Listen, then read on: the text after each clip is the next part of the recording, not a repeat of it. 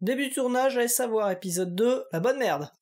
Salut les compagnies, j'espère que tout va bien dans vos chaumières. On se retrouve aujourd'hui pour le deuxième épisode de la chaîne Allez savoir, avec au programme la fameuse expression « merde ». Pourquoi ? Dès que c'est une galère, c'est tout de suite au féminin. Vous allez voir. La pluie, la neige, la grêle, la tempête, tout ça c'est pour vous les filles, hein. Oui, alors que nous, c'est le soleil et le beau temps, vous voyez. Mais alors vous avez pas de peau, hein. La cuisine, la bouffe, la poussière, la pâte mouille. Alors que nous, c'est le café dans le fauteuil avec le téléphone, et ça pourrait être le bonheur, si vous ne veniez pas nous foutre la merde. La langue française est quand même bizarre, hein. Mais n'y voyez aucun sexisme là-dedans. Non, non, non.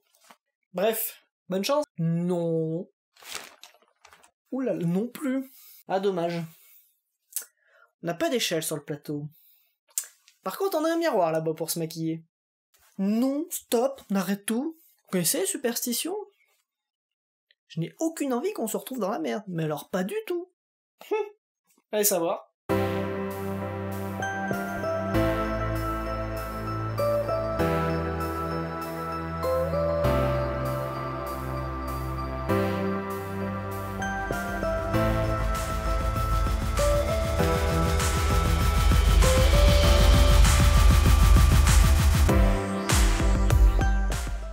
Les Français ont une tendance assez bizarre, se dire merde pour se souhaiter bonne chance.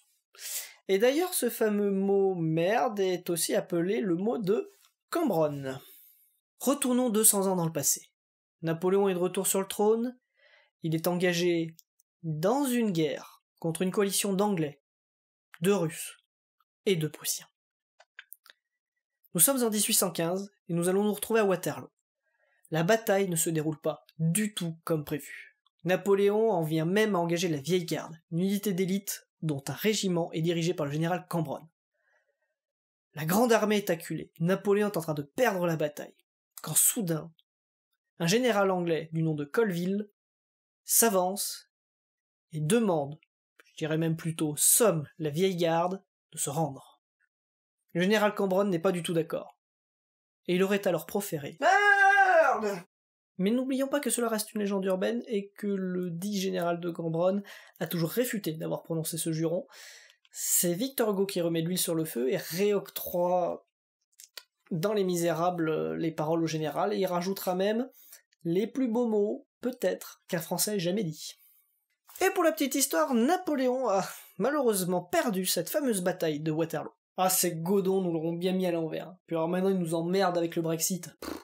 Godon, un vieux sobriquet français afin de se moquer des Anglais qui au Moyen-Âge avaient la fâcheuse habitude de jurer en disant God Damn, qui était un petit peu le merde anglais de l'époque. Et les Français ont repris ça en transformant ça en Godon afin de se moquer de ce très vieil ennemi d'outre-Manche. Par ailleurs, tant qu'on y est, le mot merde est utilisé par toutes les classes de la société, aussi bien par des gens non instruits que par des gens de la haute sphère. Il existe notamment une réplique assez célèbre de Napoléon envers Talleyrand, car l'empereur aurait accusé son chambellan de trahison et aurait alors proféré « Vous êtes de la merde dans un bas de soie ». Quel dommage, messieurs, qu'un si grand homme soit si mal élevé.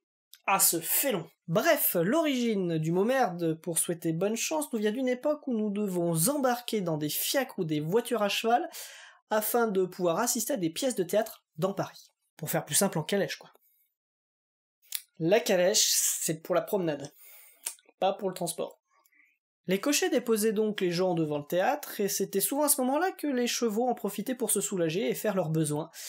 Il était donc tout naturel de penser que plus il y avait de crottins devant le théâtre, plus il y avait de gens qui assistaient à la représentation.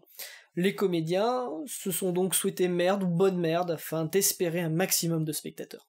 D'ailleurs, ce n'est pas la seule anecdote concernant le théâtre, il en existe beaucoup d'autres, des mythes, des superstitions, aussi bien en France que dans d'autres pays. Certaines se sont même transmises jusque dans les plateaux de télévision, par exemple, il est interdit de prononcer le mot ficelle ou encore le mot corde. Oh, il va avoir peur de se faire pendre. Et le pire, c'est qu'il n'y a pas totalement tort.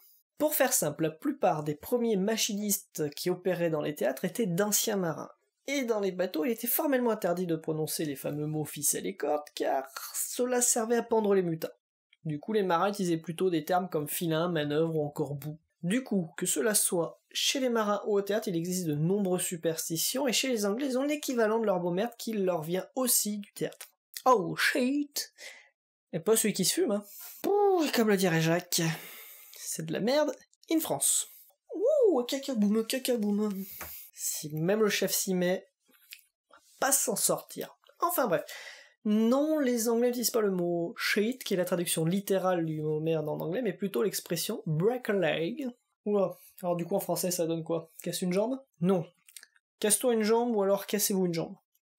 Entre les Français qui parlent de merde et puis les Anglais qui souhaitent de casser des jambes, super hein, comme souhait de bonne chance. Hein. Et oui, effectivement, c'est pas ce qu'il y a de plus joyeux, et d'ailleurs les Italiens et les Allemands ont leur version, qui leur vient aussi du théâtre, mais ne parlant pas les deux langues, je éviterai de faire saigner vos oreilles. Allez, come on, Hals, Hund, Rennbruch. Alors avec ce très bel accent allemand où tout le monde a très bien compris, ça veut dire fracture de cou et de jambe. In bocca al lupo. Avec ce superbe accent italien, ça veut dire dans la gueule du loup, et le comédien est obligé de répondre, creepy il lupo, que le loup meurt. Nous évoquons le fameux mot merde depuis le début de l'épisode, mais attachons-nous maintenant à la partie de sa définition, c'est-à-dire les excréments, car il existe autour de cela quelques mythes, légendes, et notamment pour certaines cultures, les excréments auraient des pouvoirs magiques. Alors, dirigeons-nous vers le Tibet, avec comme chef spirituel le Dalai Lama, qui est un dieu vivant sur Terre, et certains de ses fidèles portent autour du cou un petit sachet contenant des extraits des excréments du Dalai Lama, mais cela va surtout plus loin, car certains de ces moines vont même jusqu'à saupoudrer leur plat avec... Oh non, c'est pas possible. Ça sent la... Ça a le goût de la merde, cette histoire.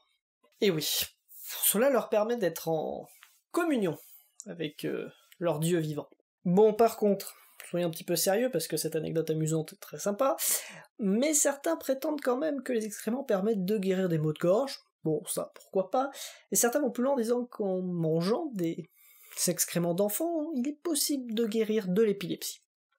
Alors, outre le fait que de manger de la matière fécale n'est pas forcément extrêmement bon pour la santé, il n'existe aucun traitement médicamenteux permettant de guérir de l'épilepsie. Désolé de te contredire, mais en fait... Alors oui, autant pour moi, j'ai un petit peu généralisé. Il arrive que dans certains cas, avec un traitement long terme, certains arrivent à arrêter le traitement et ne plus avoir de crise d'épilepsie. Le sujet est un petit peu compliqué parce qu'il existe plusieurs types d'épilepsie, bon. Et globalement, les traitements médicamenteux permettent de limiter le nombre de crises, voire même de les arrêter, mais souvent avec un traitement à vie. Il existe des opérations, mais bon, certains croient encore à l'origine surnaturelle de l'épilepsie, alors que les recherches scientifiques démontrent le contraire. Il n'existe que deux choses infinies, l'univers et la bêtise humaine. Mais pour l'univers, je n'ai pas de certitude absolue. Tout cela pour dire qu'il ne faut pas prendre comme acté les dires de tout le monde, et vérifier un petit peu ce qui peut se dire, et du coup la méfiance est dans ces cas-là un très bon ami. Et même avec nous, vous n'êtes pas à l'abri que notre réalisateur concocte une petite farce, ou tout simplement vérifie mal ses sources. Je dis tout de suite que je fais mal mon boulot. Bref, du coup revenons-en à notre sujet sur les superstitions, car certaines nous viennent de la religion. Oui, alors prenons un exemple. Le chiffre 13 nous vient de la religion chrétienne, et fait référence au dernier repas de Jésus. Alors ils étaient 13, hein, d'où la relation avec le chiffre, parce qu'il y avait les 12 apôtres et Jésus, et dans les 12 apôtres, il y avait Judas, et Judas a pris, juste avant le repas, Jésus en traîtrise, les Romains l'ont pris, ils l'ont crucifié, ce fut la fin. Ah, ça me fait penser à une chanson. Le bon Dieu dans la merde. Je mets un billet de 10 qui va essayer de nous la chanter. Si tu veux être renom de Dieu, prends ton propriétaire. Si tu veux être renom de Dieu, prends ton propriétaire. Coupe les curés en Dieu, nom de Dieu, fous les églises par terre sans Dieu. Et le bon Dieu dans la merde, nom de Dieu. Et le bon Dieu dans la merde. Alors c'est une chanson révolutionnaire qui a été notamment chantée par le célèbre anarchiste Ravachol qui allait à la guillotine, et puis quelques instants après avoir fini de la chanter, il en a perdu la tête. Alors certains scientifiques se sont penchés un petit peu sur les superstitions, que ce soit des psychologues, des psychanalystes ou d'autres corps scientifiques. Ce fut le cas de Freud, mais Freud a étudié aussi d'autres choses, mais ce que l'on peut en dire, c'est que les superstitions sont là pour nous rassurer, tout simplement. parce que voilà, par exemple, on arrive à une situation, on se dit, voilà, j'ai porté telle chose, ça m'a porté chance, bon bah aujourd'hui je vais reporter la même chose, peut-être que ça va me porter chance. En fait, on va faire des relations de cause à effet, de liens, etc., qui n'ont pas forcément, il n'y a pas forcément de lien, c'est même des fois du sophisme. En psychologie, on appelle ça des biais cognitifs.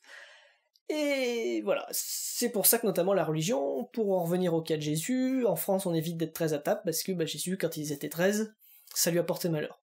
Qui dit que ça va nous porter malheur à nous?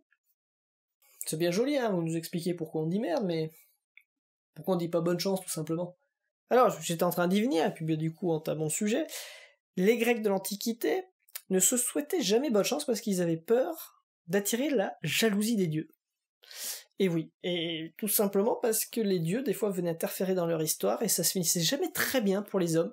Donc du coup, afin de pas les attirer de tout court, ils se souhaitaient pas bonne chance, et ça évitait d'attirer le mauvais sort. Tout simplement. Et ça s'est transmis jusqu'à chez nous. Aujourd'hui, en 2018. Bref, nous arrivons sur la fin de l'épisode. J'ai trouvé un world record. Vous m'en direz des nouvelles. Ça sent mauvais. Celui de la merde la plus longue jamais réalisée par un homme, dans ce cas-là, c'était une femme. Approximativement 8 mètres. Alors l'histoire, par contre, ne dit pas si elle en a chié pour pondre cette merde, mais bon. Bref, je vous remercie de nous avoir suivis, et du coup n'hésitez pas à laisser un commentaire, un pouce bleu, un pouce rouge, des questions, des sujets, nous ferons une joie de vous répondre. Merci à vous, fin de tournage.